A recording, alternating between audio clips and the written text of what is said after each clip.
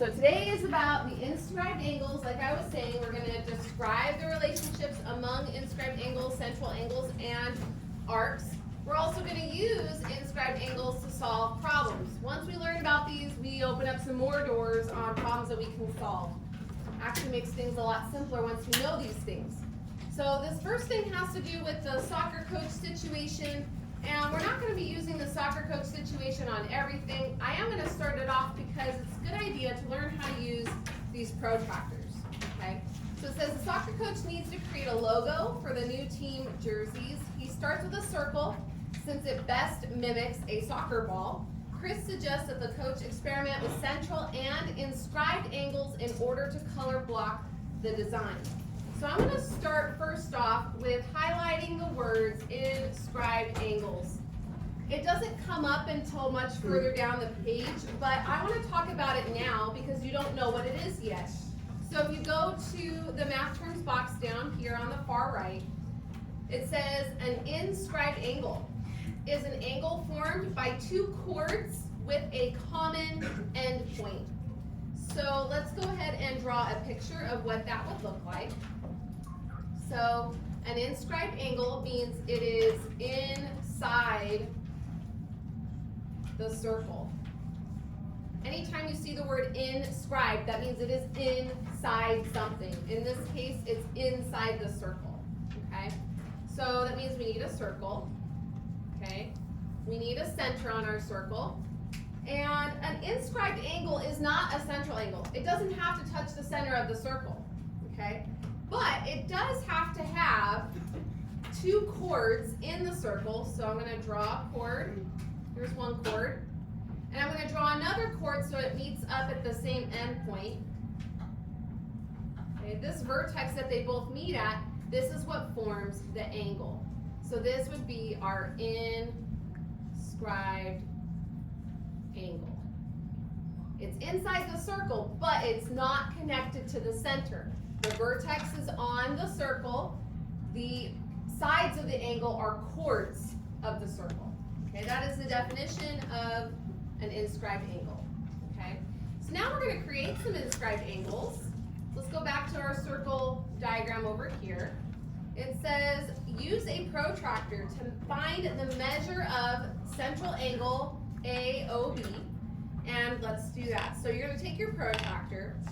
And on the bigger ones, it has a little circle.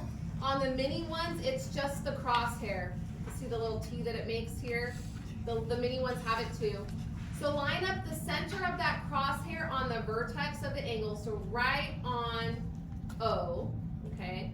And you want that crosshair, this line, horizontal line on the left, you want it to melt into that bottom side of the angle. If you're using the mini protractor, you want to try to get that crosshair as exact as you can on that point O and that crosshair on that bottom side of the angle.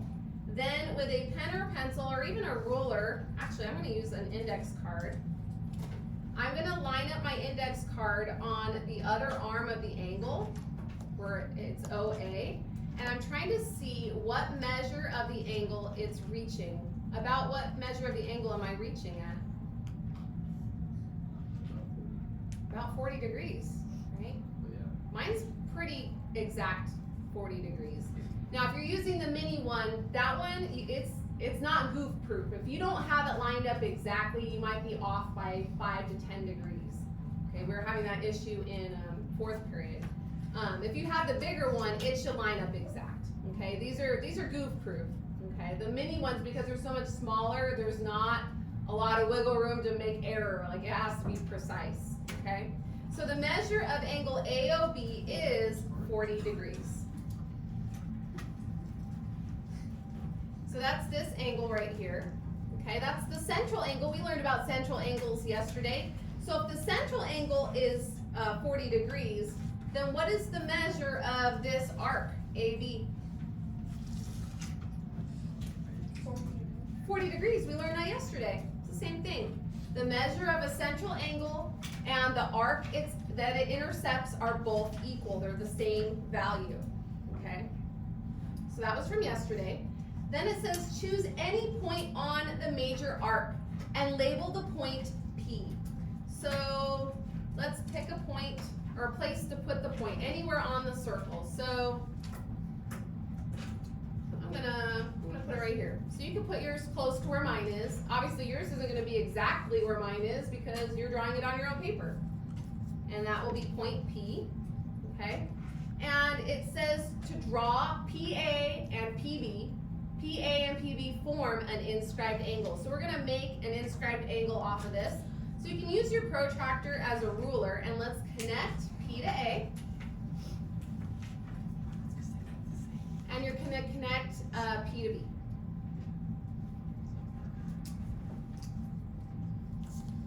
And there we have an inscribed angle. An angle inside the circle formed with two chords on the circle. They both meet at the same end point, and that's how they form an angle. But it's still intercepting this arc AB, okay?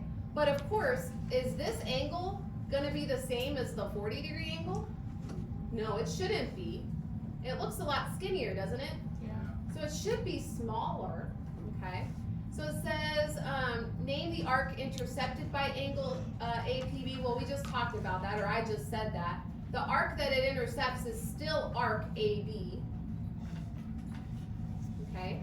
And you can tell by looking at the endpoints of the angle where it opens up, and you can see that it uses the same arc that the central angle used. Still uses arc AB. But we know it's not 40 degrees. It should be smaller. So now it says in part B to list the characteristics of an inscribed angle. So one of the main characteristics of an inscribed angle is that the vertex has to be on the circle. So number one, the vertex is on the circle. That's one main characteristic of an inscribed angle. There's only two characteristics. The second one is, well, you need two sides to make an angle. These two sides are special because they are chords of the circle. So we need both sides of the angle are chords. The fact that we're saying that they're chords implies that they're chords of a circle, because that's the only place where you're going to find a chord. I'm not talking about a musical chord. Those of you that are musicians. All right. And then number three, it says to use a protractor to find the measure of the angle that we just drew in. So we're going to use our protractor, we're going to measure that angle. We know it shouldn't be 40 degrees, it should be less than that, but let's see. So I'm going to go up here. And I'm going to do the same thing. I'm going to center my crosshair on the vertex, on point P, and I want the horizontal line on the left to melt into that bottom side of my angle. Remember, if you have the mini protractors, you have to be as precise as you possibly can to get it to be accurate. I'm going to grab my index card again, and I'm going to try to line it up on the other side of the angle and see how many degrees it's lining up with. So if I look at where it's lining up at, I'm going to put my finger where it's at and move my card, it says it's 20 degrees. Are you guys getting 20? If you're using the mini one, you might be off by a little bit because you have to line up the crosshair as precise as you possibly can. If it's not lining up properly, that's why you're not getting 20 if you're using the mini ones. Okay? All right, so we got 20 degrees. 20 degrees. Now, in relationship to the 40-degree angle, what is the relationship between the 40 and the 20? That's half. It's half. Great. I wonder if that's always going to happen. Hint, hint, nudge, nudge. It says draw a different point on the circle, and we're going to call that point R. And we're going to draw a new inscribed angle that has vertex R and also intercepts the same arc, arc AB, and we're going to measure that angle. So let's figure out where we want to put the R. Tell me where to stop. Stop right here. Okay. So there's R. And let's connect A and R together.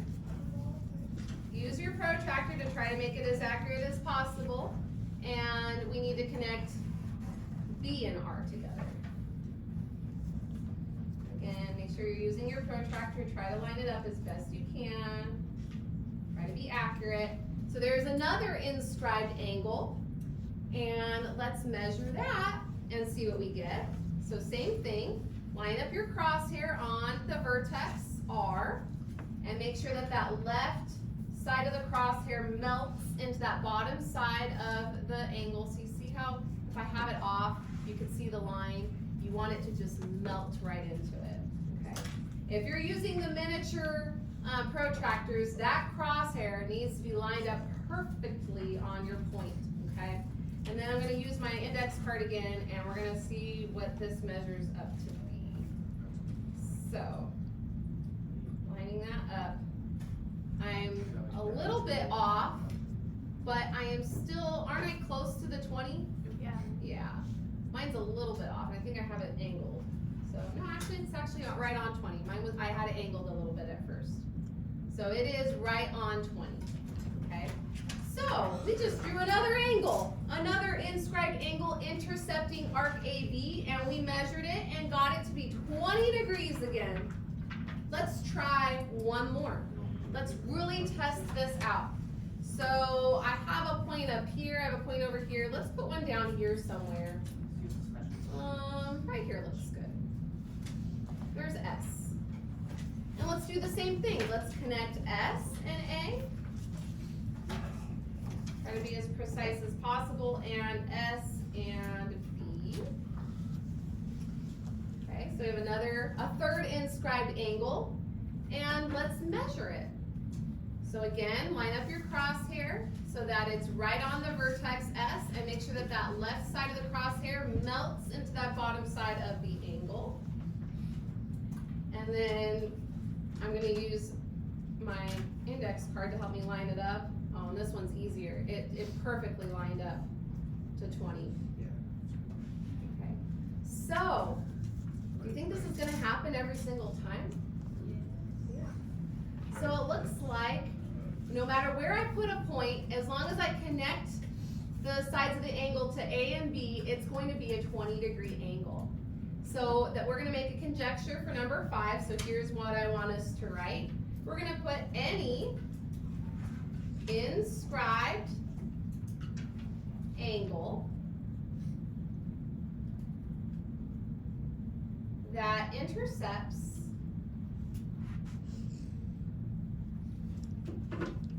arc AB will, double underline the word will, measure 20 degrees. Okay. Well, we're gonna need to see, well, what does that mean then? What does this mean? Well, in math, even if it's geometry, we still look for patterns. Patterns tell us the world. It tells us how to read things and assume things. We can make assumptions if we see patterns. All right, let's turn the page. All right, so this very next table, it involves yesterday's lesson. So I have yesterday's lesson on page 457 is what I'm going to be looking at. Okay, you don't have to turn your page to 457, but in case you wanted to know where I'm getting the info from, I'll show you also. It says refer to your answers to items 5 and 7 in lesson 31.1 and items 1 and 3 of this lesson to complete the following. So we're first going to look at item 5 from yesterday's lesson on page 457. So in item 5, we had to have found the measure of arc JQ. So I have number 5 right here, and the measure of arc JQ was 130 degrees. So we're going to fill that in on our table.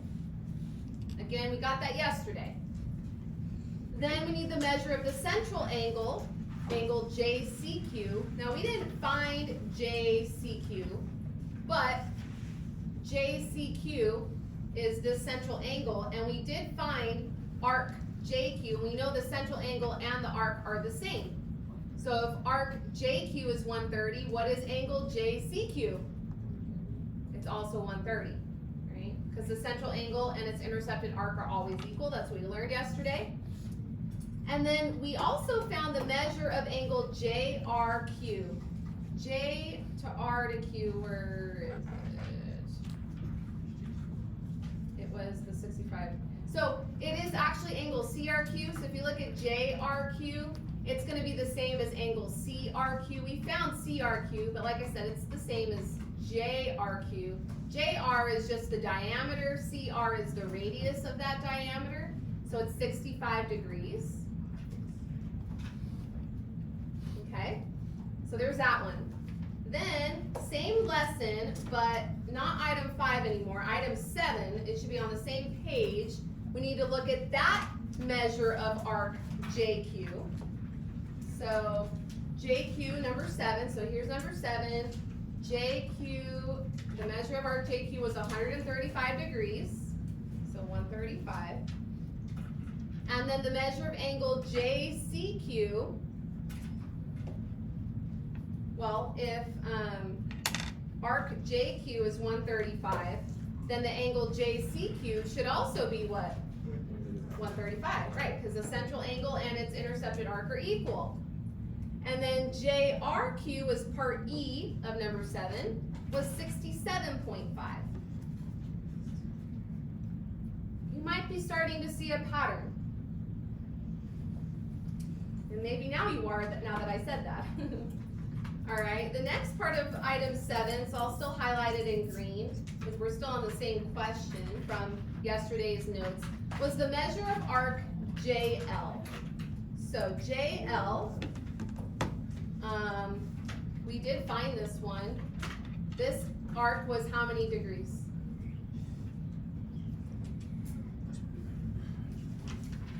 We found it to be 90, right? So it's a right angle, 90 degrees.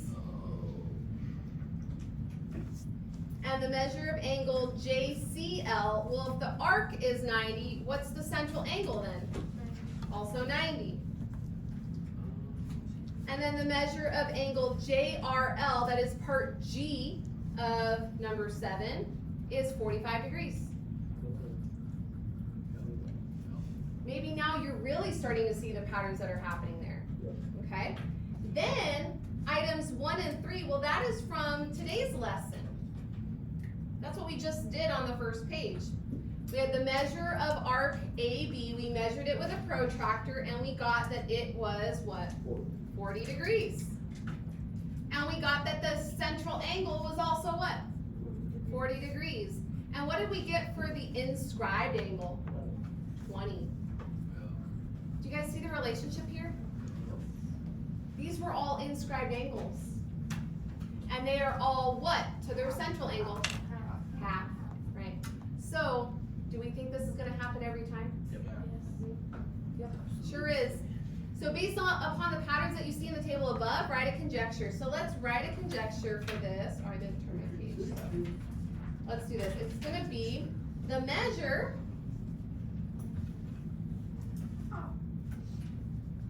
of an inscribed angle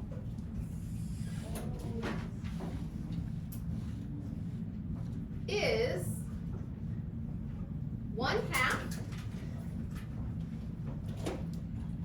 the measure of the central angle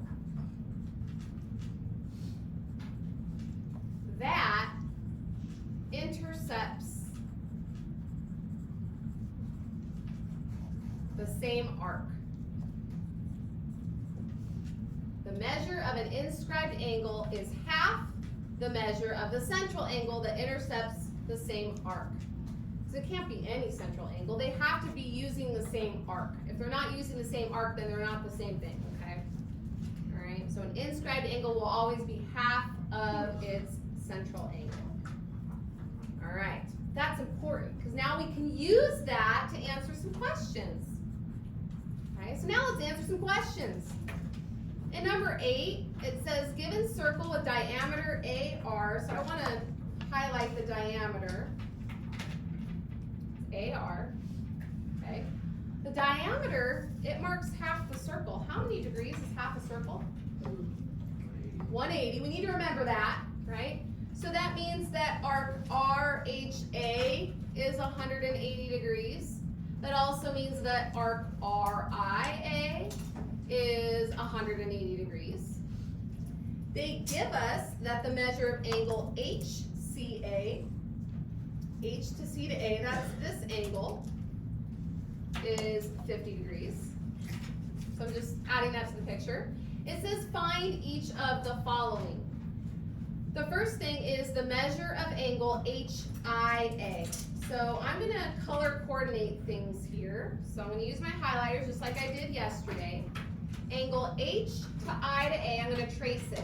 H to I to A means I'm talking about this angle right here.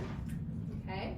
That is an inscribed angle, and its endpoints are using HA. Hey, HCA, the central angle, also uses those endpoints, so they are intercepting the same arc. So that means we can figure out what this inscribed angle is. What is it? It is 25, right? Because we just learned that we can take half of a central angle and get the inscribed angle that intercepts that same arc. They both are intercepting arc HA, so if I have the central angle, I just have to take half of it. That was it. Then we need to find the measure of angle HCR. So HCR, let me see what color. I'm gonna use green. H to C to R. H, oops, right, I just highlighted the wrong thing. Let me not use green. Let me use blue. Change it to blue, because I messed up. H to C to R means I'm talking about this angle. Is this an inscribed angle? What is it? It's a central angle, right? And it's along a diameter. And don't we know that this side right here is 50? So what's the rest of it? 130 is right. Because a semicircle is how many degrees? 180. So HCR is 130 because 180 minus 50 equals 130, and that's how we get that. Okay, which means that arc HR is also 130 degrees. Okay, so we've got that. Now let's look at the measure of angle HIR. So H to I to R, I'll make sure I trace it correctly this time. H to I to R is this angle right here. That's an inscribed angle because we have a vertex on the circle and its endpoints are finishing off two chords of the circle. And look at the endpoints, H and R. They are intercepting this arc, which means they're using that central angle. So how can I find the inscribed angle measure? Divide by 2, right? So what is half of 130? 65, right? So we're taking half of the central angle. That is how we get 65 degrees because this central angle is the angle that the inscribed angle also intercepts. Okay, they're both using the same arc. All right, so now let's take a look at the measure of angle AIR, A-I-R. So A to I to R is this whole angle right here. A and R, isn't that on the diameter? How many degrees does the diameter cut the circle into? 180. So what's the inscribed angle then? 90, because half of 180 is 90. So it is going to be 90. Half of 180 is 90. Okay, nice. So we're using what we learned. The inscribed angle is always half of its central angle. So letter E, it says write a conjecture about inscribed angles on the diameter. Well, if it's on the diameter, like we saw in part D, that means that the inscribed angle will always be how many degrees? 90, right. If it's always on a diameter is always going to be 180. An inscribed angle on a diameter will always be half of 180, which means it will always be 90. So we can say inscribed angles on a diameter are always degrees. Because half of 180 will always be 90. So an inscribed angle on a diameter will always be 90. And when you're ready, turn the page. We've got a proof on the next page. We are doing that proof. I do like it. It's going to open up some more doors for our problem-solving abilities. Okay. It talks about the whole soccer coach thing, but I'm just going to start reading where it says number 9. It says draw a circle. We're going to draw a circle, and we're going to draw a quadrilateral ABCD inscribed in the circle. So over on the right, draw a circle. If I thought to pass out the compasses, I would have done that, because I have some really nice ones that are easy to use. Maybe I'll show that to you tomorrow. All right, so there's my circle. It says to name it circle O. So when you name a circle, you always name the center, okay? And we're gonna draw a quadrilateral inside the circle. How many sides does a quadrilateral have? 4 sides, okay? That doesn't mean it's going to be a perfect square, rectangle, or whatever, because it didn't say that, it just said a quadrilateral. But it is pretty easy to draw a rectangle in here. So I'm just gonna pick 4 points and I'm gonna connect them. I'm gonna let that first point be A, next point is B, next point C, D, and then finish the connection, okay? So we've got a quadrilateral in there. It's not a perfect rectangle, okay? All right, so I've got my quadrilateral inside my circle. It's inscribed, it's inside.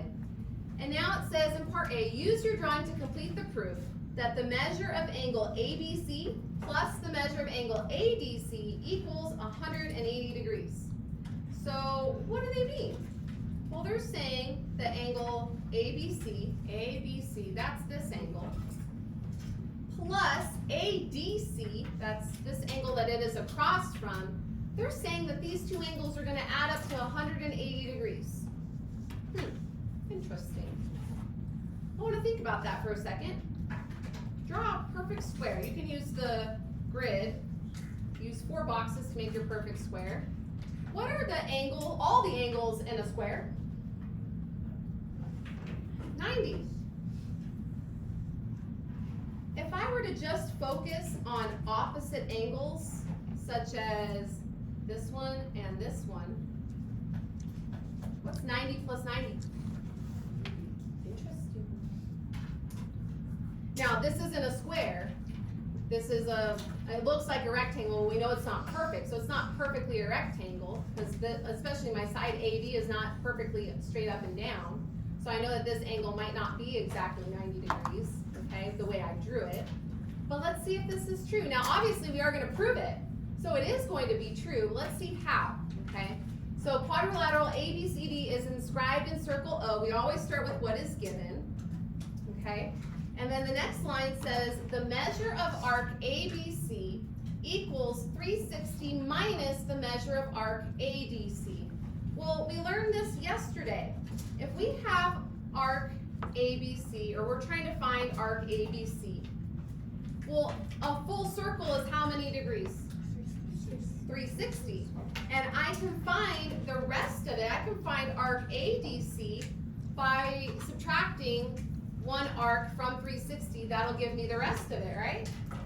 We learned that yesterday. That is the definition of a major arc. So I'm just going to put DEF for definition of major arc. We know a circle is 360. If I know one major arc, all I have to do is subtract it from 360, and I get the other major arc. Okay. Then it says in the 3rd line that the measure of angle ABC is half of the measure of arc ADC. Let's take a look at that.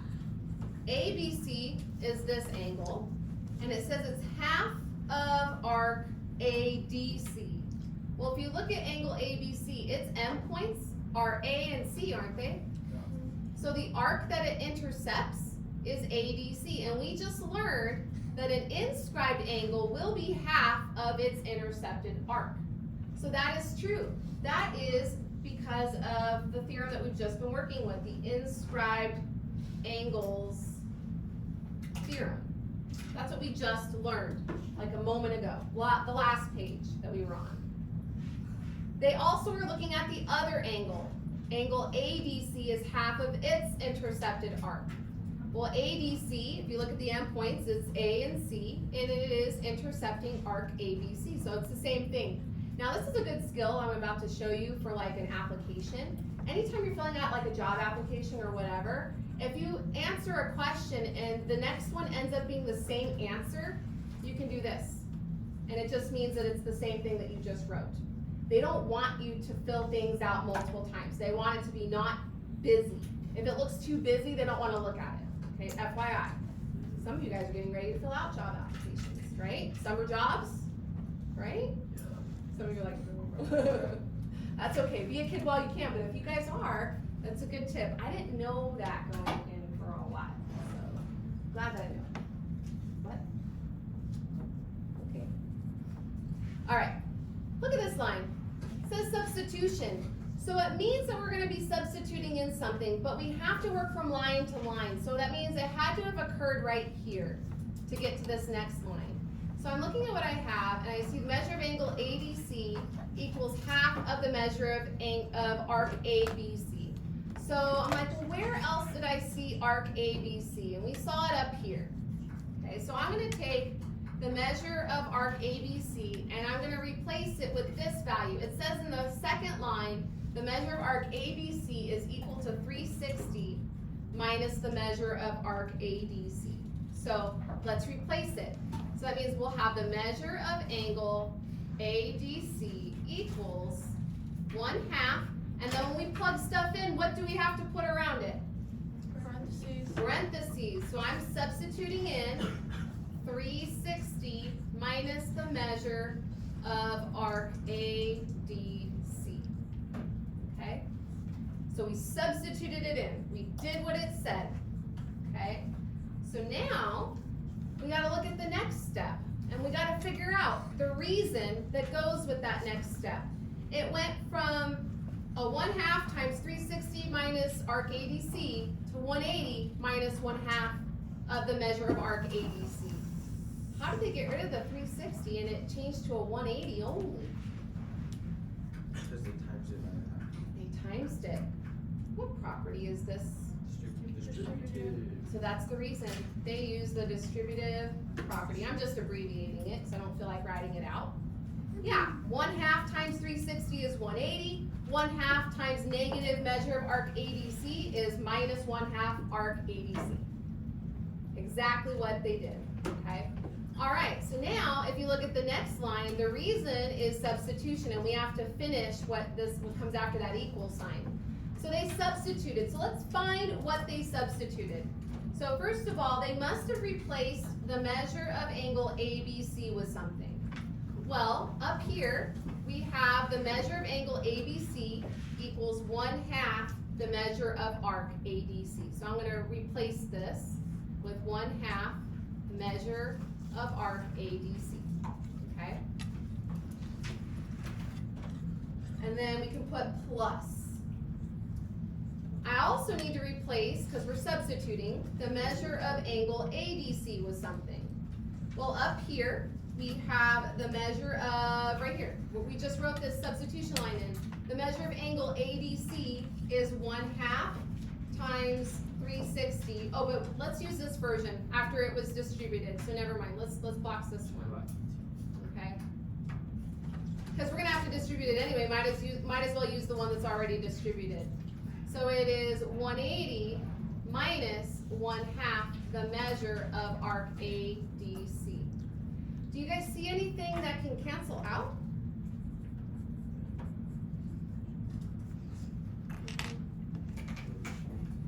What cancels out? The 1/2 measure of arc ADC. We have a positive and we have a negative. What's left? 180. 180. That means that the two angles added up and equaled 180. So we simplified to get that solution. So we proved it using geometry. It's kind of a roundabout way, but you get there. You still prove it. Okay, so what does this mean? This means that anytime you have a quadrilateral inside of a circle, the two opposite angles will always add up to 180. Right. Oh. So now it says predict the sum of the measure angle BAD and the measure of angle BCD. BAD is this angle, BCD is this angle. What should they add up to? 180. Yep. Yep. No way. Makes things real simple now that we know that. So now it says to write the theorem suggested by this proof. So we can say opposite angles of a quadrilateral, but instead of writing out the whole word, I'm just going to put quad period. Opposite angles of a quadrilateral inscribed in a circle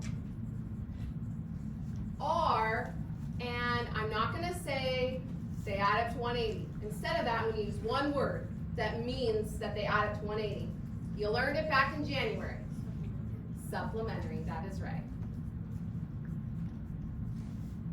We got to use our math terminology.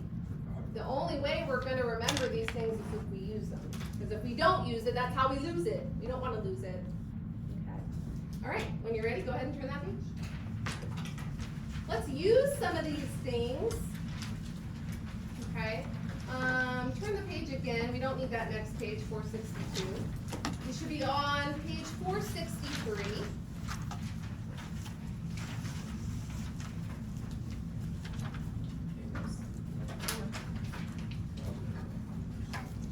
Okay, the other page is just about the soccer situation. I'm going to look at the check your understanding. We're going to do number 16. It says, if an inscribed angle in a circle intercepts a semicircle, I'm going to stop there for a second. How many degrees is a semicircle? 180, right? What's true about the measure of the angle? So the angle they're talking about is an inscribed angle. What must it be? 90, right? Because half of 180 is 90. You wrote that down a couple pages ago. All right, we're also going to do number 17, but just part A. Okay, it says, refer to the circle O, where ABCD is a quadrilateral. It's inscribed in circle O. AC is the diameter. I want to stop there for a second.